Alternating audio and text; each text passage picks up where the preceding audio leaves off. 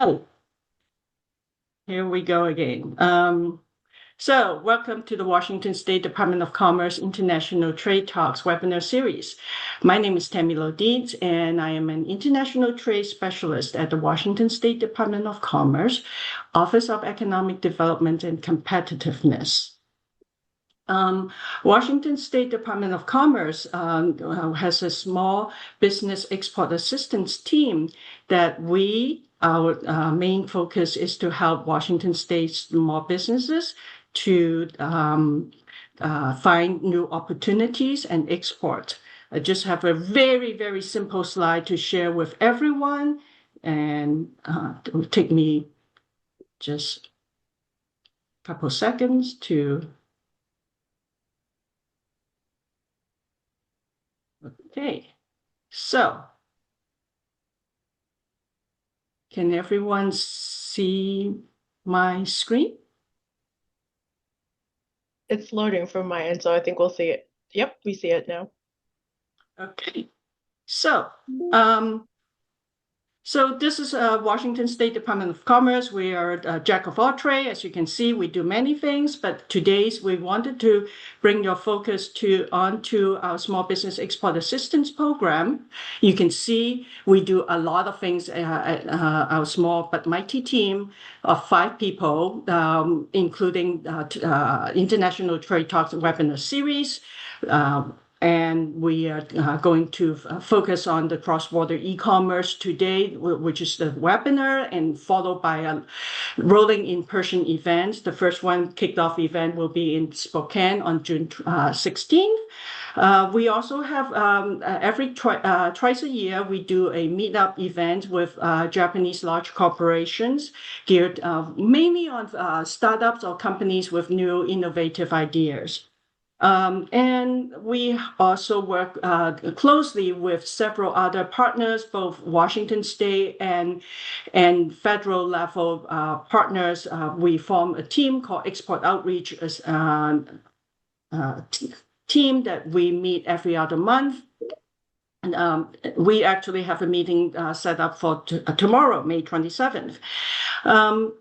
Last but not least is our trade team regularly organize international trade missions and trade shows. To learn more of the next opportunities, please go to that webpage on the link. I will share all this information after this webinar today. And I cannot not mention there is a very powerful program called the State Trade Expansion Program, STEP vouchers. Unfortunately, it is on pause. It's funded by the federal government, and we are keeping our fingers and toes and everything that we can cross. We're crossing those, hoping to hear good news from the federal government. However, as of this point, it is still on pause. What it is a program that actually federal government, small business administrations provide the funding to help small businesses in international business expansion development. So with that, I'm going to stop sharing and come back to the program of the day.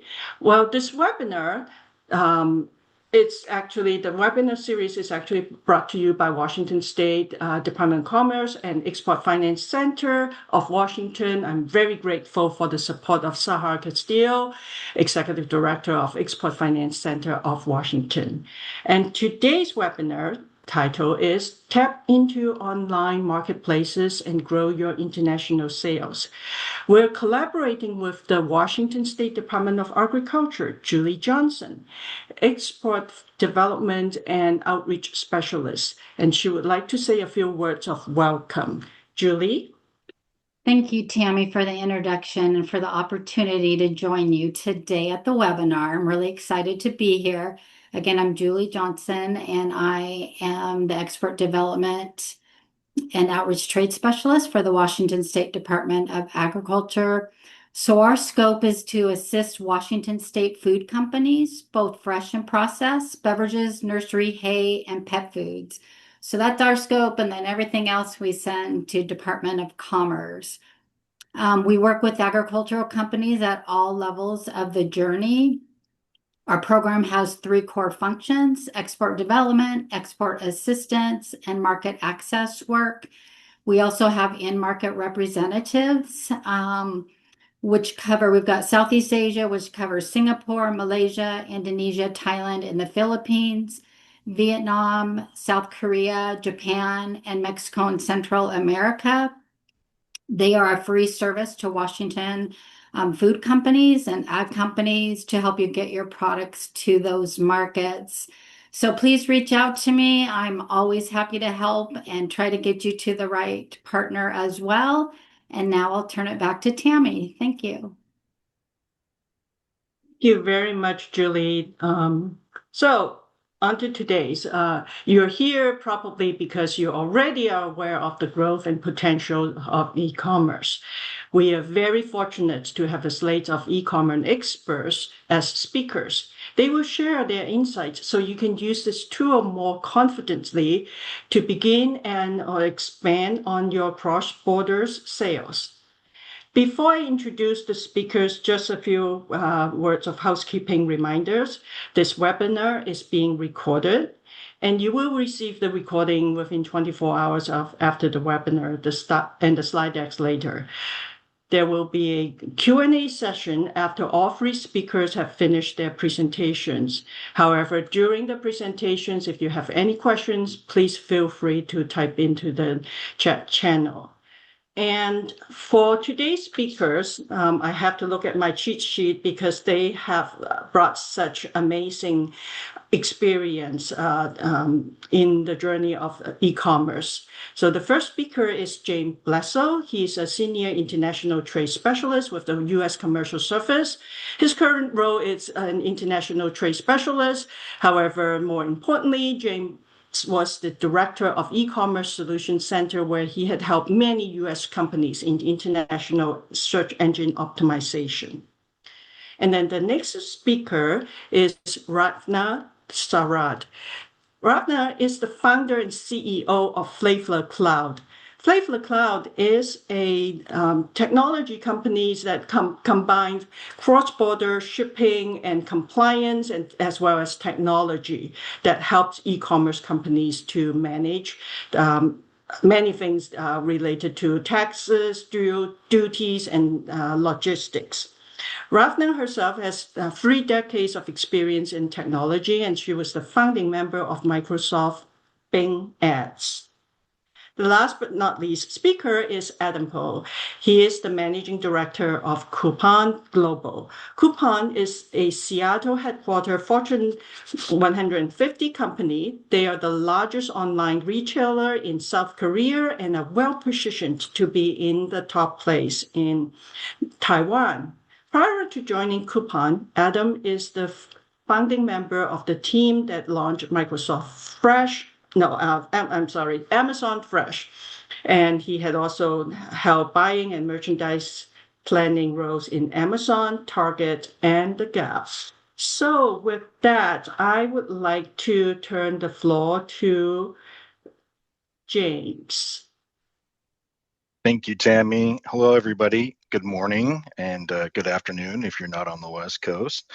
I am the former director of the E-commerce Solutions Center, and I'm going to talk to you today about what I would counsel businesses on with regards to e-commerce on the regular. And I'm going to break it down into very simplistic terms so we can better understand our topic experts that are going to be coming up here, Rathana and Adam, to talk more about the details of how to leverage e-commerce to grow your online overseas sales.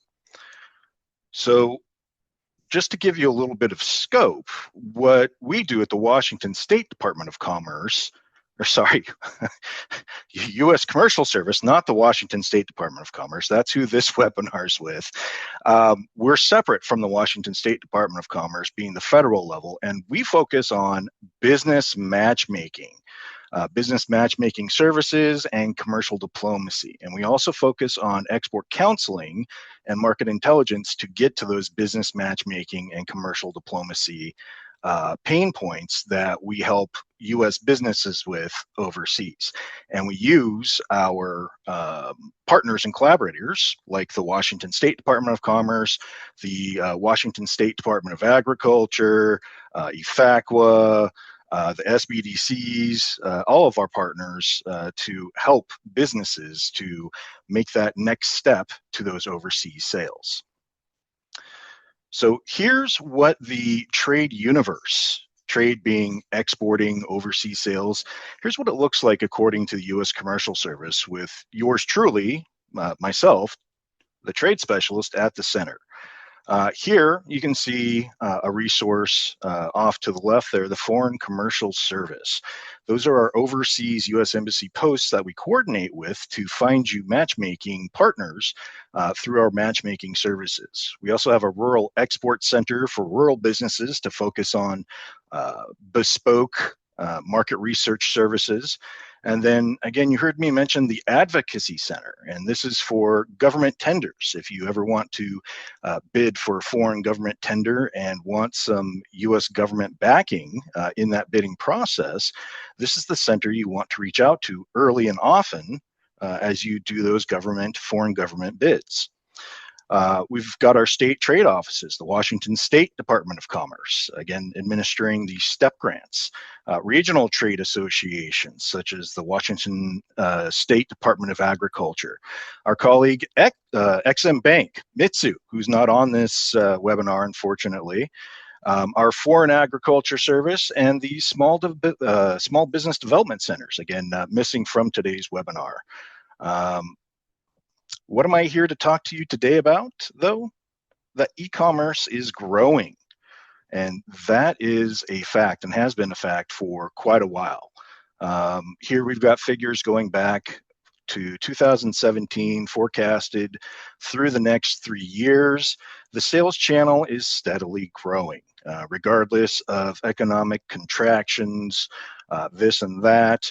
Selling through the e-commerce sales channels will be increasing again for the foreseeable future. So how are e-commerce consumers approaching this sales channel internationally?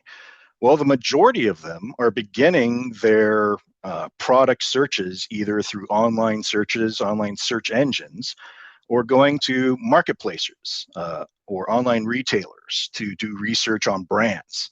And as you can see, the main sources of shopping inspiration related to where that shopping journey begins at marketplaces, followed by the retailers and grocers, and then direct to branded consumer sites. This would be organic search, I guess you could say. So the consumers are coming to the online sales channel through a method that requires you to be findable. Take that for a note, and we'll come back to that. So what is selling through e-commerce? Just globally, it's the usual suspects: apparel and footwear, electronics, consumer electronics specifically, hardware DIY, and surprisingly furniture. With the shipping out there, I wouldn't imagine that, but yes, furniture, very large sector there. Global e-commerce marketplaces. You can see here Amazon, Walmart, Mercado Libre, Flipkart, Shopee, Rakuten. Auspiciously, what's missing is our upcoming friend, Coupang. And the reason that is because Coupang is actually a very niche marketplace when looking at the entire globe, which is huge. We've got Coupang, which is more niche and focused. And you can see here the visits by the marketplaces annually, globally. You can see Amazon has a lot of visits, followed by Temu and AliExpress. But what you'll see and take notice of is if we go back a few charts, the reason why those marketplaces have so many visits is because that's where people are beginning their research process. And so it's very important if you want to show up, in addition to search engine optimization in the local marketplace, to not ignore these marketplaces in particular the more local niche ones in those focused markets, as a way to be found. The consumers are going there, doing brand research, doing product research. You want to be in that crowd that they are going to. So what's the most popular online shopping in Korea? So just Korea itself, we've got Coupang, again, our friend who will be coming on later, followed by a whole bunch of others. I'll be honest, I'm not too entirely familiar with. I see AliExpress popping out here, Temu. So some of the usual suspects here, but again, you want to focus on the data, the market research on where your consumers are going and be present where those consumers are online. So what's selling online in South Korea? Globally, we see the usual suspects: footwear, technology, household wares, and furniture. More specifically, in South Korea online, we've got clothing, sporting goods, foods, groceries, household items, travel products, cosmetics, and health-related products topping the charts there. The values being, you can see in the smaller chart here, the more valuable purchases being in food and beverage and food services, which is interesting given that the majority of the purchases are coming from clothing and footwear, indicating to me that they are lower value items that they're shopping for there. So again, a way to peel back the data of what you're looking at in these charts. So you've seen me go through the whole spread of e-commerce globally, and then focusing down just a little bit on South Korea. There's a lot to cover there. And that's to illustrate this larger process that involves you sitting down and coming up with your digital strategy. And this has been my whole counseling push under the e-commerce solution center office that I was in, to get businesses to organize their business approach to the cross-border e-commerce sales channels in this process, or something loosely resembling this. So defining your digital objectives. Are you going to be selling on marketplaces or on your website? Have you decided that yet? Does your website function properly? And that's another thing that we focused on heavily, was the search engine optimization and whether or not it indicated on your website that you were an international business. And then addressing those back-end infrastructure issues with service providers like Flavor Cloud, another friend of ours that's speaking on today's webinar. And then choosing your e-commerce sales channel. Again, are you going to be selling through your website, distributors, online marketplaces, a combination of all three or two of the three? And then lastly, but most importantly, and most overlooked by businesses, is the establishing key performance indicators. Looking at the analytics and getting a feedback loop of what I'm doing is yielding this ROI. And having that definitive number is very important. So again, more large-scale topics that we advise our clients in the U.S. commercial service to think about business-wise, but then this also applies to the e-commerce sales channel, is to begin internationally, to internationalize yourself, almost a shotgun approach, and then to narrow that down after plenty of search, feedback, again, from your KPIs, instead of soliciting everywhere in the world, knowing that you've got feedback and traffic from one specific market, and that's the one that you're going to focus on and invest in. So for your website, here's some best practices that we talk about with our clients to make sure that they are representing their international sales side the best way they can, making sure that they've looked at their search engine optimization on their website and that they have no 404 issues, metadata issues bogging down their page ranking and speed, that they have other visual indicators on their website that are indicating that they're open for international sales and that they're not just an informational website. So there's a lot of different dynamics going on in the online sales channel, not only just on your website, making sure that it's operating properly, but then also spreading that across different channels So you're not just putting your eggs in one basket, and you have some invested in online marketplaces as appropriate for consumer goods, and that you have some ROI invested in distributors, if you have any of those, and they are marketing for you, that you're contributing something to their websites, their online presence to boost your website. Your online marketplace storefront is boosting your website by linking back to your website, and it becomes a ecosystem of your online properties that are boosting each other by their existence and linking back to one another. So here's some resources to help you narrow down globally if you're still kind of on the fence. Understandably, if you're on this webinar, you're focused on the Korean marketplace, but if you're looking for others, we have country commercial guides out there to help you understand how to do business in over 140 markets. Very valuable publications here, about a phone book's thickness if you were to print them out in paper form. So a lot of information on everything from business customs to in-country holidays on doing business in those countries.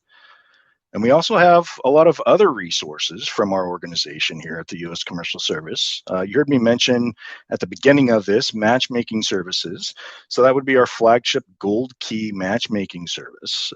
Related to that would be our international partner search, where our U.S. Embassy colleagues overseas help you either identify interested parties, or through interested parties that you've identified, will set up in-person meetings there in country for you to facilitate these business transactions. So very formal, very impressive to gaining these international distributors. We also have international company profiles, due diligence reports, as well as trade show representation. So we have a lot of services focused on the big world of big T trade, overseas sales, exporting. Again, ProMedica, Consumer Electronics Show, eTail East or West. We have a trade show presence there where we have foreign buyer delegates that are coming in for matchmaking sessions, and that's something that we provide to you as a U.S. taxpayer. And then we also have our global industry teams, which have even more focused resources based on whether or not you're healthcare focused, consumer goods, automotive, where we get trade leads directly from the U.S. Embassy posts and those markets themselves, looking specifically for U.S. products and or service providers. So that brings me to the end of my presentation today. I hope it was informative at the very least. So when it comes to looking for matchmaking services, don't forget the U.S. Commercial Service, as we work closely with the Washington State Department of Commerce, as well as the rest of our partners. So thank you, Tammy. Thank you very much, James. Next, we have Ratna Sharad of Flavor Cloud. Hi, thank you, Tammy. And I'm excited to, let me just share.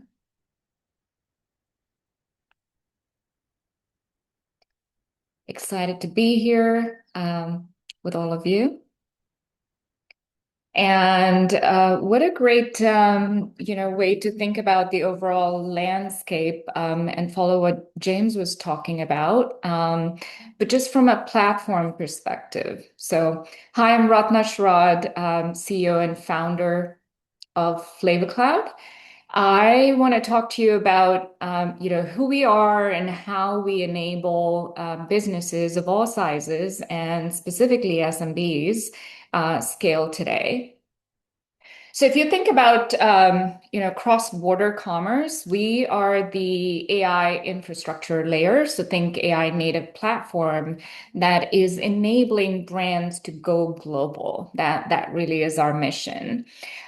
We enable brands to go global, ship to 220 countries worldwide, optimize the conversion on the website for these countries, and enable that through our extensive carrier network, our compliance and customs infrastructure, and the biggest metric that we focus on is really year-over-year growth in sales. So I want to walk you through what that means and how to think about the platform and how it can help you. So the world is borderless. It is an enormous opportunity, and the fundamental reason for that shift over the years is social commerce. As you know, most consumers are finding brands on Instagram and TikTok and Facebook, and essentially consumers resonate with the brand, and they often don't even know where the brand is located. So ultimately, most of traffic, if you look at where cross-border commerce sales is, 20% of any brand sales as of 2026 is happening through cross-border. And that's a pretty staggering number. The year-over-year growth that brands see across the GMV growth that they see across the network, we've seen 26%. And the annual upside for a $10 million US brand is pretty enormous when you think about it in terms of that opportunity. So today we're going to really talk about some of the key aspects of how do you unlock that opportunity. So most brands have around, on average, 16% sales internationally, but the leaders can be 40 to 60% international. That's pretty staggering. When you think about, the traffic even that exists on your website, it's between 40 to 60%. So the average in the US is around 40%. If you look at other parts of the world, it's between like EU, it's 50%. In Asia, it's about 60%. And that number continues to grow. So if you were to think about the numbers that James presented on the growth in overall international share of wallet, that's what that corresponds to. Now, specifically here, I've kind of shown some numbers that are about Europe, but I want you to think about the 220 countries that are worldwide. How do you actually optimize for performance across the core cross-border markets? And certainly South Korea is one of them. So Asia, APAC in general, is a very big, fast-growing market. Europe has been predominantly the growth market and one that we ask folks to focus on. If you were to wonder why there's this real need to have discipline around cross-border and really what does it take to scale cross-border? The first thing that happened was last year, the tariff trade regulatory environment saw a lot of flux. And that is really hard to comply with because obviously US led the change and tariff became a household name.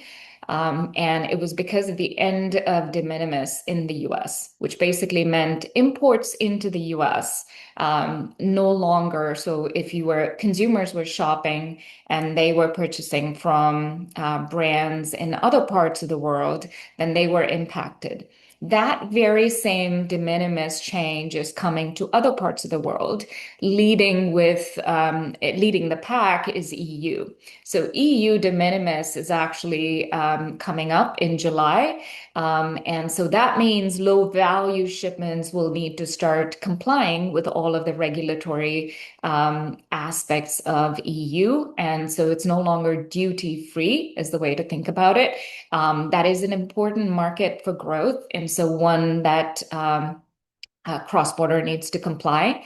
Second is that biggest friction point, if you will, just in general with cross-border is what is known as DDP shipping. So DDP is delivery duties paid model. And what we do as a platform is really help merchants enable DDP upfront. And that means when a consumer lands on your website and is about to check out, they have a fully inclusive price, a price that's inclusive of duties, taxes, tariffs, all of the fees.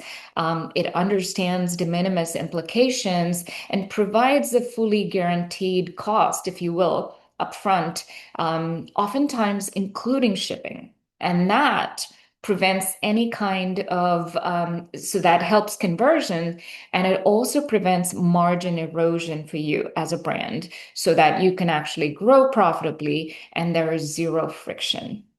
The third thing that becomes really critical is country of origin. So knowing where goods are manufactured, and essentially that is the country of origin. So you could be shipping out of the US, but you manufactured in China or in Vietnam or India. Those have implications to how all of the calculation is done.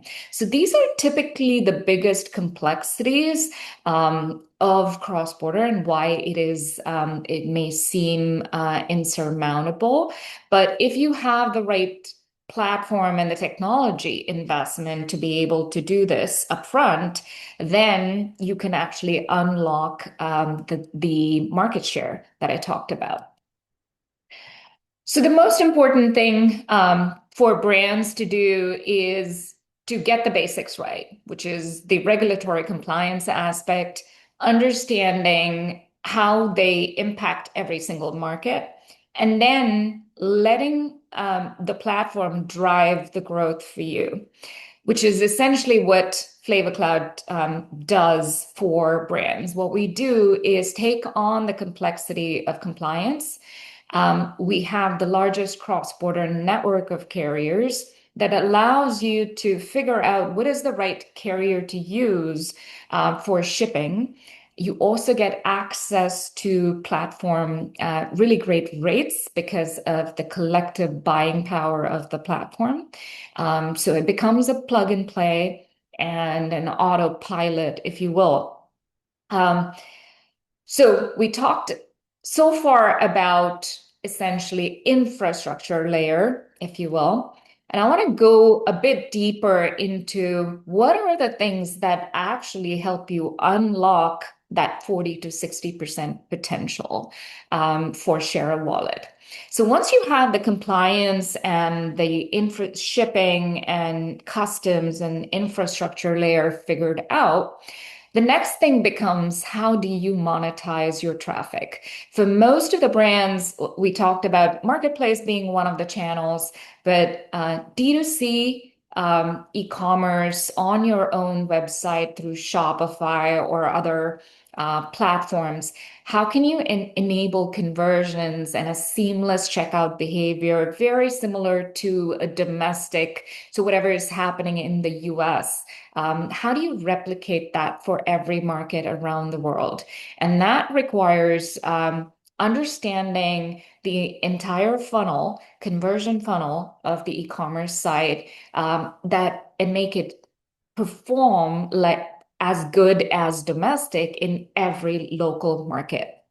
And that requires, we talked about DDP shipping, the delivery duties paid, but really going one step further and saying, how should your pricing strategy reflect local market needs? And how do you build all of your COGS, which is basically the duties, taxes, fees, shipping, which is what we collectively call as landed cost, into the product price, and make sure that there are no surprises. It's a very seamless domestic-like experience for the consumer. And that's what we mean by monetizing existing traffic and ensuring that the consumer experience through the funnel is very seamless. And then finally, how do you know which market to focus on and what are those market-specific recommendations? So really knowing that maybe there's a dozen markets that you need to focus on that would deliver 80% of that growth that you're looking for, or maybe it's 5. So how do you figure out what are those right markets? And a lot of it is based on verticals. So James talked about cross-border being in every single consumer vertical today. So it's not just fashion, beauty, accessories. It's also home goods. It's appliances. It's all kinds of even furniture category. So really thinking about what that category is, what are those top markets, and providing that insight back to you as a merchant so that you know exactly what markets to focus on that is going to move the needle on sales. So the 5 markets that we typically see US SMBs converting are, it really starts with, I'd say, the English-speaking markets is the way to think about it. So you start with, Canada, UK, and Australia. This is where folks see the most success, and then really trying to expand into these additional markets, EU markets, if you will, that offer the greatest conversions. Now, Germany and France are typical expansion markets that we see across really all segments and all verticals. So that is one of the things that we recommend, and we start with these markets in most cases. Except if you are operating in very specialized verticals, then your recommendations may be slightly different. So for example, if you're in apparel, maybe Middle East is one of the focus areas that we would do outside this group. Here's an example of actually an apparel, merchant that really saw a lot of success. I mean, what does that look like for an SMB merchant? It's really thinking about, I gave you an example of Middle East. So UAE was the highest average order value. So they tend to purchase more and have higher cart value, if you will. And therefore a very valuable market to target.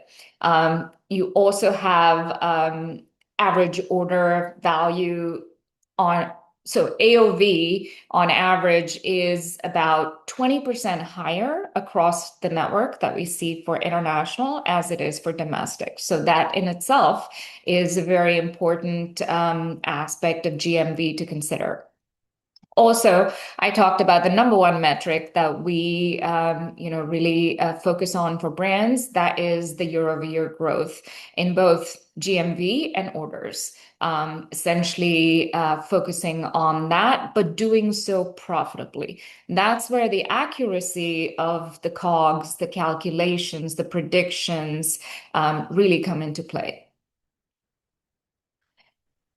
So a practical path that we see for SMBs are really these 4 steps, which is start with your existing demand. So really understanding your e-commerce site. It could also be B2B.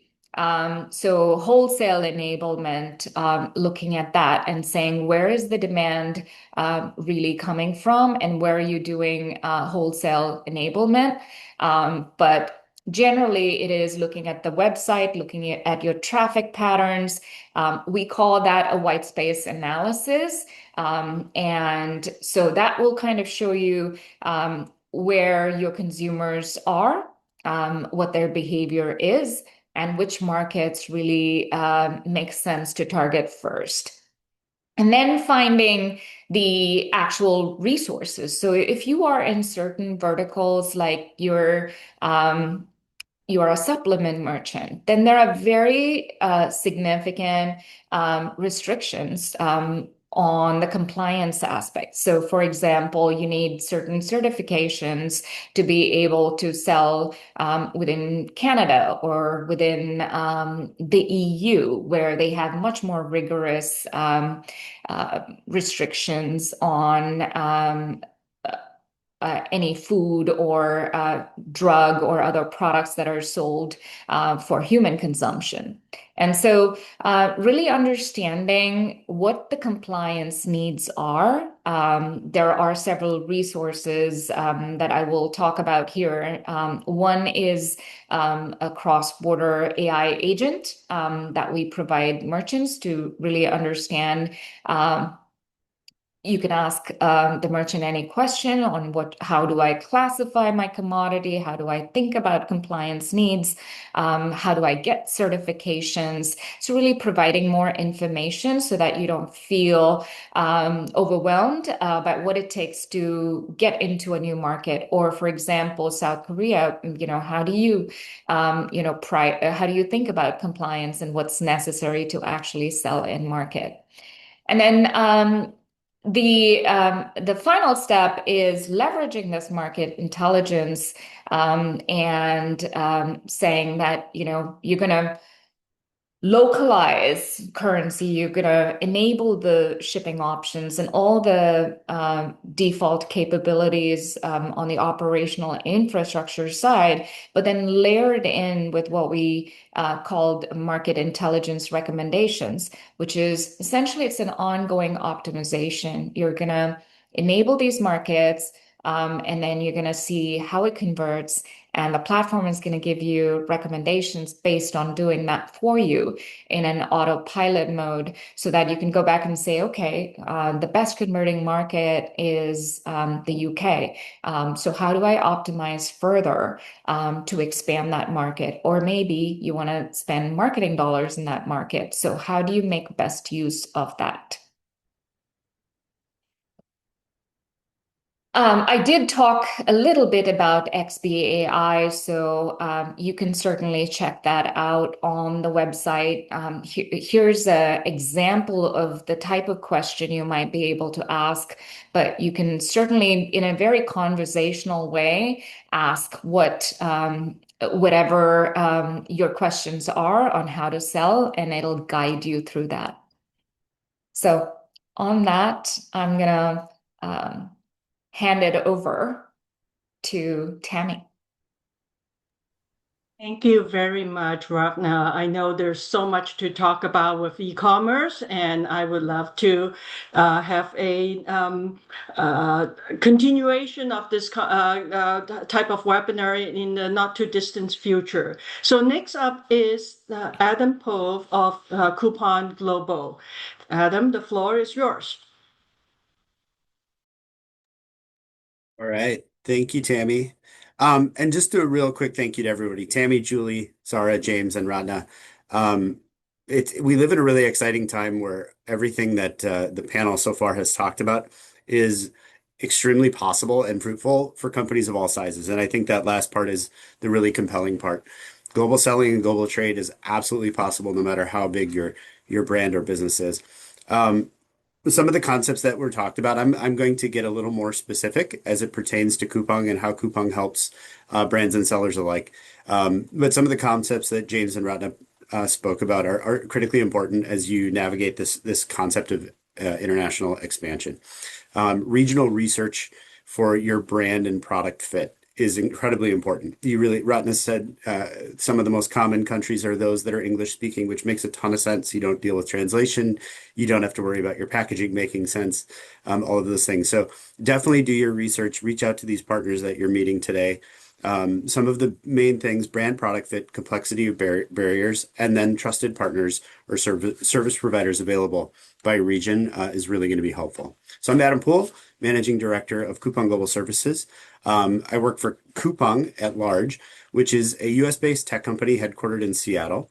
Many people are most familiar with our largest marketplace, which is our South Korean marketplace. We also have a marketplace in Taiwan and are the parent company to other companies like Farfetch and Stadium Goods, if you're familiar with those. Coupang is a Fortune 150 company in 2025, ranked 142. I'm excited to see where we land in 2026. And this is just to give you relevance of it's a very large organization that does a lot of things and continues to grow. In 2025, we were excited to be named one of Fast Company's most innovative companies. And this is really about innovation, embracing AI, and I think embracing the general Coupang mission statement, which is to wow the customer and try and get each and every one of them to eventually ask the question, how did I ever live without Coupang? Through innovation and breaking trade-offs. James mentioned a little bit about the Korean e-commerce market space, and these are some of those. You'll see some of the similar names. These are great companies. Gmarket owned by eBay. Everybody's familiar with Alibaba and AliExpress. These are great companies. Why does Coupang take such a large position in this region? It's really about doing it from the bottoms up. One of the fun facts that we talk about with most vendors that we're partnering with or sellers that we're partnering with is that our logistics network is formidable. It is, we have distribution centers within 7 miles of almost every customer in the country, which is wild, and that sounds like a made up stat, but it's actually true. Coupang is the most trafficked shopping app in Korea, and we hope to get there in Taiwan as well as we continue to grow. We create multiple integration models and sales models for people to just make it very easy to find this rapidly growing traffic pattern. A little bit about Coupang's history, and I'll keep this very brief. As you can see, back in 2014, we launched our first next day delivery. For those of you who shop Amazon in the US, this is going to feel very Prime-esque. And then you can see as we scaled through the years, adding more and more services. Some of these are straightforward e-commerce marketplace services, and some are not. Coupang Pay, think comparable to PayPal. Coupang Eats, think comparable to Uber Eats. Coupang Play, think comparable to Netflix. One of the Coupang superpowers is to create an ecosystem in which the customer really can find everything they need in one spot through one WOW membership. And that leads us to, why do customers choose Coupang? And this is just a highlight of some of the most compelling components. The WOW membership, which, as I mentioned, has those different services that customers get deals, they get discounts, they even get access to certain components. Convenient rocket delivery. I think convenient might be underselling it a little bit. Next day delivery, dawn delivery, same day delivery, weekend delivery. Dawn delivery, for those of you who ever have bought groceries online, maybe Amazon Fresh in the United States, one of dawn delivery's superpowers is that you can order your groceries at midnight the night before, and at 5 a.m. your delivery person will drop them in front of your door in a soft-sided bag. You take your groceries out, put them in the fridge, put the bag out front, and around noon, that bag will be picked up. So incredibly seamless, and that's kind of the DNA of everything that we try and build at Coupang and deploy at Coupang. I have highlighted here Global Consumer Direct, which represents the Coupang Global Services business models that we do. You'll notice that it's purple. Within Coupang's marketplaces, there are rocket badges that sort of indicate to the customer where the product is coming from and who might be selling it. And so purple is an indicator for the customer that this product is coming from overseas. Why do customers choose Rocket overseas? There's a bunch of reasons. One, they know that they're going to get the same full scope level of customer service support. It's incredibly important. Both in Taiwan and Korea, consumers are really formidable. They're really involved. I always joke that I've never seen reviews that behave like social media before, but I now have seen that. And so having a really strong customer service backbone is incredibly important for the customer. Maintaining the fast delivery. Fast delivery can be fast in a relative form, but it really needs to be fast in comparison to what they're receiving domestically.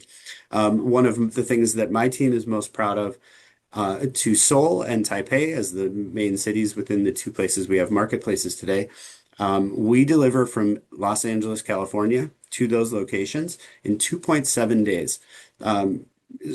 Just like let that sink in. It's kind of crazy. Essentially, your Amazon standard Prime delivery halfway around the world. And we do that at a fraction of the cost of what it would actually cost to deliver from like New Jersey to Montana. So pretty crazy. We provide simple exchange and returns. The customer has a very low barrier. They just, if they're not satisfied, we're going to make it right for them. And Coupang actually does provide that service end to end. So from the time it leaves our building in Riverside, California, to the time it gets handed to the customer, it is in Coupang's hands the entire time. And I have a note here, validated authenticity badge. For anybody that shops anywhere where this is common, I'll use Amazon Prime as an example here again. There's a different sense of trust and validation when it is a Prime badged offer, and that's really globally true. Ours just happens to be a Rocket. What's the value proposition of Coupang Global Services? So this is my team that I lead here in Seattle. And it's really these three things. One, we're a world-class Seattle-based e-commerce team. And we have that expertise from years of experience. Very quick sub note on this.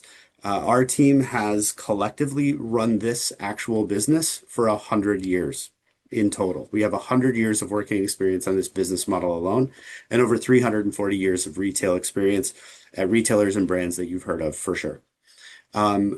We take a complex cross-border selling process and make it as simple as possible. And we have best-in-class cross-border fulfillment. And this has been validated by some of the world's largest shippers. I mentioned the Rocket badges. If you were to explore Coupang, these are the different badge colors that you would find. Blue is the Rocket delivery. That indicates a domestic Rocket delivery. The green is fresh. It's pretty straightforward. The orange is Rocket growth, which is, I think, Amazon FBA domestic. So this is a seller in Korea or in Taiwan that is selling 3P but is badged and validated by the organization. And then Rocket Overseas, the purple, this will represent all of the business models and integration models that I manage out of the United States. Okay, some of the benefits. We talked about the trust and the reliable delivery, and I think that really can't be overstated.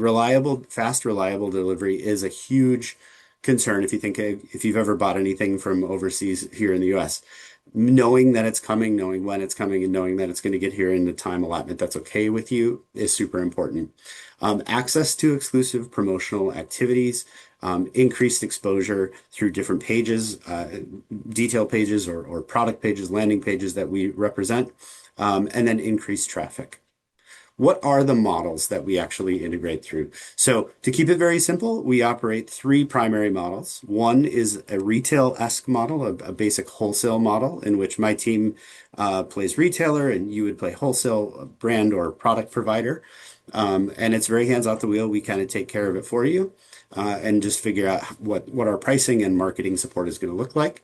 The second is relatively new. We launched it in 2025. And that's fulfilled by Coupang, referred to in the industry as like a 2P model. Think Amazon FBA. Those both operate out of the same Riverside, California facility.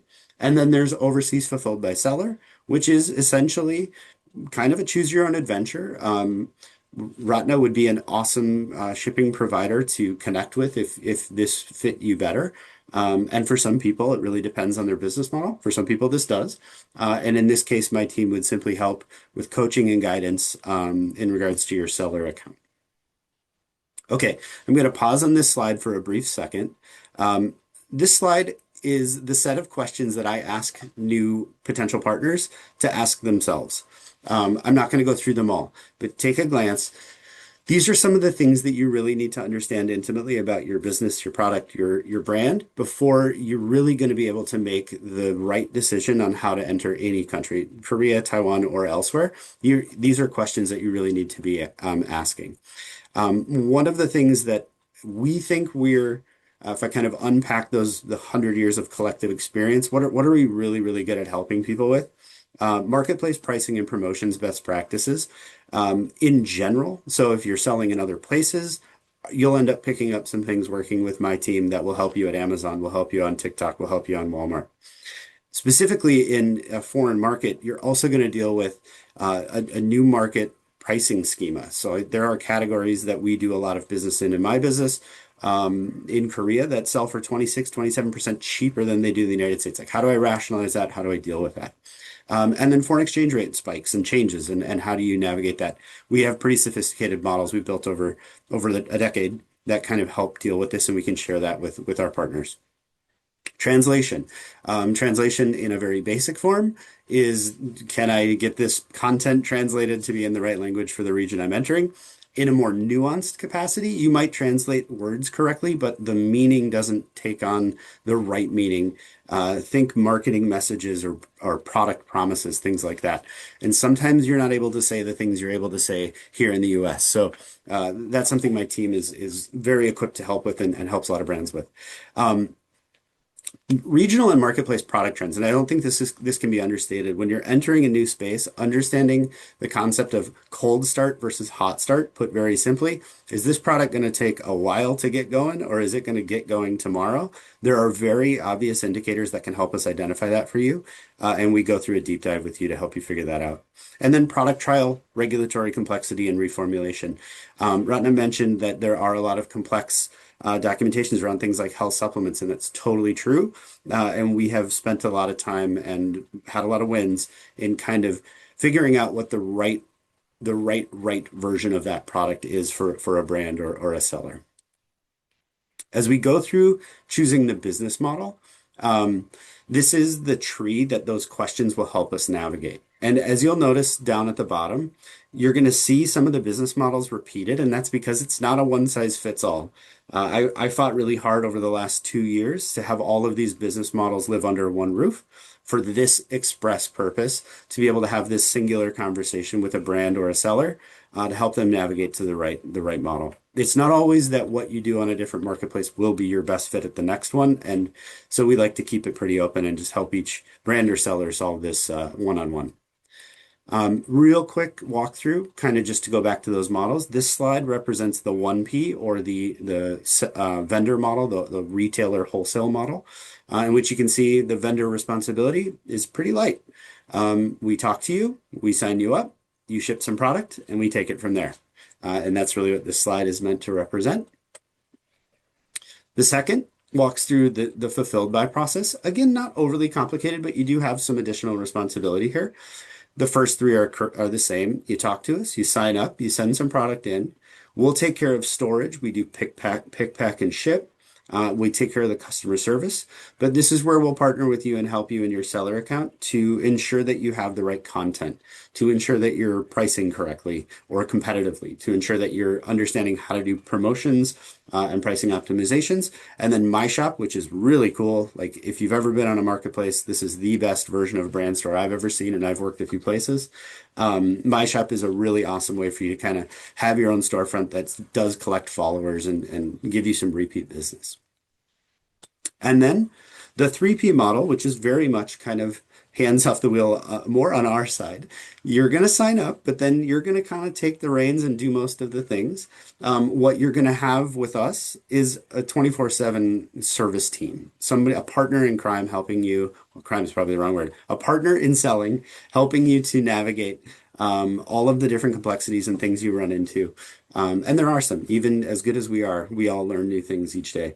And so that is kind of the three different models in a nutshell. I think Tammy's going to send this information out. So if I went too fast, please don't freak out. She will send it to you and you can review. And then in that deck that she sends, there will be some next steps to think about as if you're interested and you want to start to explore one of the models. This will give you kind of a next steps of what to walk through. And then some contact information there. The most simple email you might ever learn is mine. It's just my first name at coupang.com. And please feel free, reach out to me if you want me to direct you to any one of the teams, or if you want to just have an info session, happy to do so.